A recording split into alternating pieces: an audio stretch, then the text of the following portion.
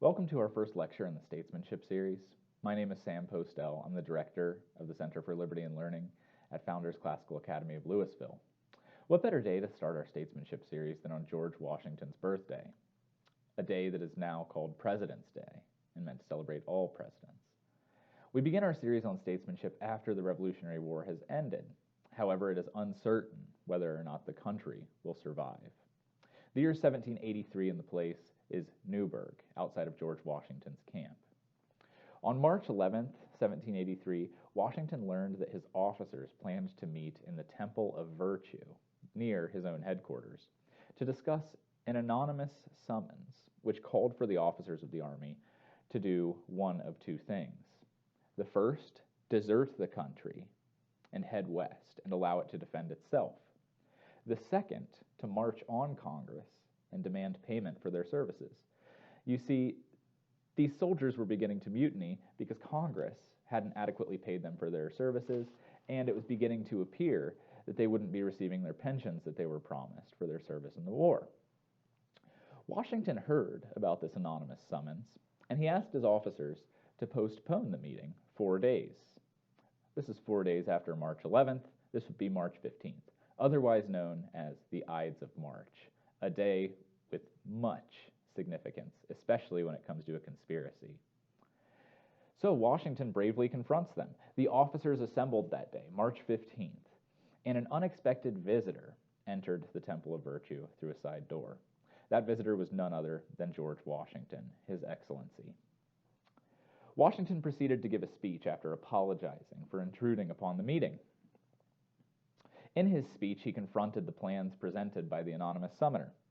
He said that he hoped to let the good sense of the army decide whether or not the anonymous summoner had good plans that would allow them to approach their interests more closely than continued service in the army. Washington went on to attack the anonymous summoner. He said, "The author of the piece is entitled to much credit for the goodness of his pen, and I could wish he had as much credit for the rectitude of his heart." He went on.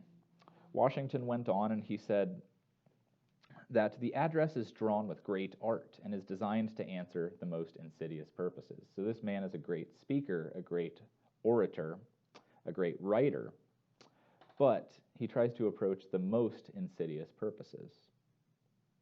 He's calculated these plans to impress the mind with an idea of premeditated injustice in the sovereign power of the United States. So he's saying that the government is no good.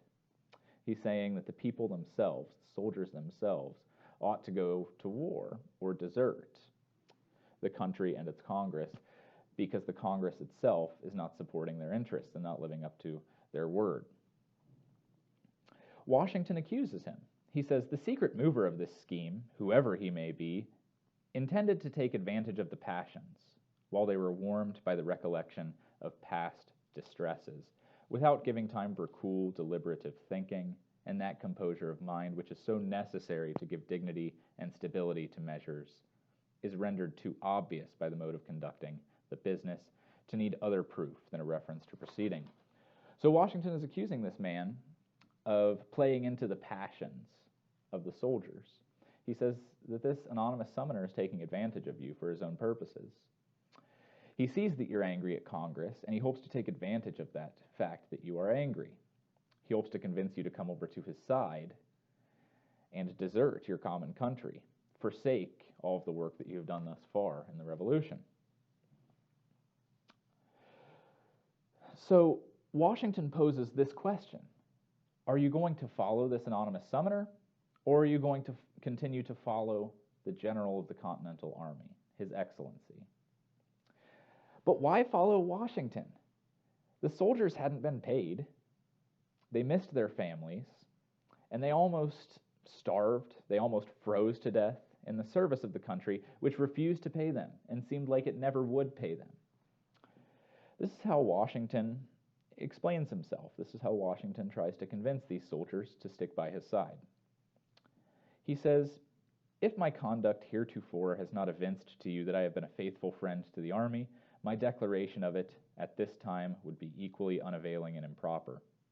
But as I was among the first who embarked in the cause of our common country, as I have never left your side one moment, but when called from you on public duty, as I have been the constant companion and witness of your distresses, and not among the last to feel and acknowledge your merits, as I have ever considered my own military reputation as inseparably connected with that of the army, as my heart has ever expanded with joy when I have heard its praises, and my indignation arisen when the mouth of detraction has been opened against it, it can scarcely be supposed at this late stage of the war that I am indifferent to its interests. So Washington's trying to tell the soldiers that he's one of them. He has endured the same toil that they have endured. He's made the same sacrifices that they have endured. It's not that he's siding with Congress and trying to rob these soldiers of their rightful payment. It's that politics is complicated, and this is a fledgling government, and it's difficult to come by compromise in the Congress. Furthermore, the Articles of Confederation were inadequate to give the Congress the power to collect money to pay the soldiers. Instead, they had to rely on the goodwill of the states to pay the federal government, so the federal government could in turn pay the soldiers. But overall, Washington wants to see these soldiers, wants to make these soldiers believe that his interest is the same as theirs. Well, why would they believe that? Washington himself had not seen his family throughout the entirety of the Revolutionary War, over 8 years. Washington himself had paid $160,000 to finance the war. This is the equivalent of over $1 million in today's money. Washington had gone broke fighting this war and leading these soldiers who now wished to throw it all away after all of their toil and work. So Washington proceeds. He says that I am not indifferent to the interests of the army, but the question is, how are these interests to be promoted? Well, the anonymous summoner had one idea. The anonymous summoner, Washington explains, says, the way is plain. If war continues, remove to the unsettled country, there establish yourselves, and leave an ungrateful country to defend itself. But who are they to defend? Our wives, our children, our farms, and our property, which we leave behind us? So Washington means to explain to these soldiers that if they were to follow the anonymous summons, and what the anonymous summons says is their interest, they would be acting contrary to what they truly desire. By doing what the anonymous summoner tells them to do, they would effectually be losing their property, endangering their wives, endangering their children, and they would have nothing to show for it. So what else ought they do? What should they do? Washington goes on to explain what they should do. And he defends Congress, that same body that everybody's very angry at in this meeting brought about by the anonymous summons. This is what he says about Congress. He says, like all other bodies, where there is a variety of different interests to reconcile, their deliberations are slow. Why then should we distrust them? And in consequence of that distrust, adopt measures which may cast a shade over that glory which has been so justly acquired, and tarnish the reputation of an army which is celebrated through all of Europe for its fortitude and patriotism. And for what is this done? To bring the object we seek nearer? No, most certainly, in my opinion, it will cast it at a greater glance. So what is Washington saying here? He's saying that I'm not indifferent to your interests. Well, the main question is, what is your interest, soldiers? Is it to get paid? That seems to be what the anonymous summoner says that their main interest is. But Washington presents another interest on the other hand. What is the real interest of the army? Washington heightens their interest. Their interest is honor, doing what is honorable, doing what is just, doing what is good, for the common service of their country.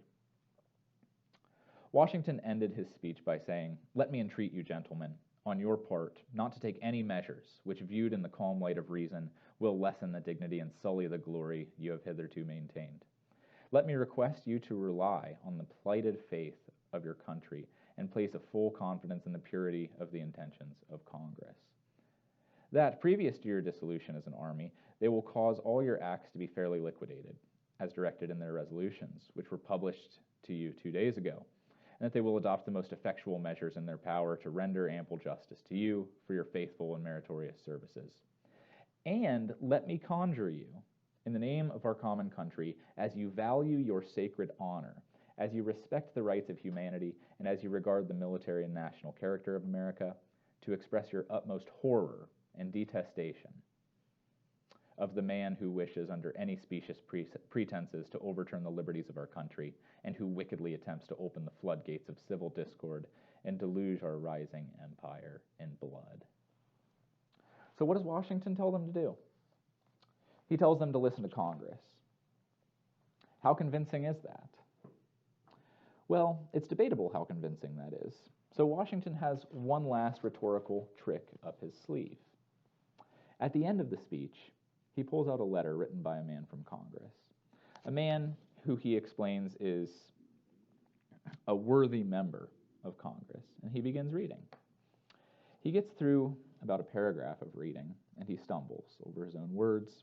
He can't see. A man at this Newburgh conspiracy, at this Newburgh speech, remarks what happened when Washington began reading, and he can encapsulate what happened better than I myself can. So allow me to read Samuel Shaw's remarks. He says, "One circumstance in reading this letter must not be omitted. His Excellency, reading the first paragraph, made a short pause, took out his spectacles, and begged the indulgence of his audience while he put them on, observing at the same time that he had grown gray in their service and now found himself growing blind. There was something so natural, so unaffected in this appeal, as rendered it superior to the most studied oratory. It forced its way to the heart, and you might see sensibility moisten every eye. The general, having finished, took leave of the assembly." So what does Washington begin the speech with? He begins with the heart. The anonymous summoner's pen is very fine, but his heart is corrupted. By the end of the speech, Washington, in this natural display, by virtue of his ethos, touched the heart of every man in the room, bringing them to tears, and turned their hearts upward from money, financial gain, personal benefit, to the service of the patria, to the service of the good, that would redound honor, glory, and respect upon the character of the army. Therefore, Washington's speech at Newburgh is perhaps the most important speech ever delivered by an American. By touching the hearts of his soldiers, bringing them closer to the wishes of their citizens, and convincing them to protect their common country and strive for honor rather than financial gain, Washington potentially changed the course of history. And that's why we celebrate Washington today on Washington's birthday. Without him, we might not have a country. And without that country, liberty might not have spread over the world, freeing so many countries who had been enslaved by others, who had been ruled as colonies by Britain, so on and so forth. So thank you for joining me today on Washington's birthday. I hope you have a blessed day, and I look forward to seeing you again when we discuss Benjamin Franklin at the Constitutional Convention.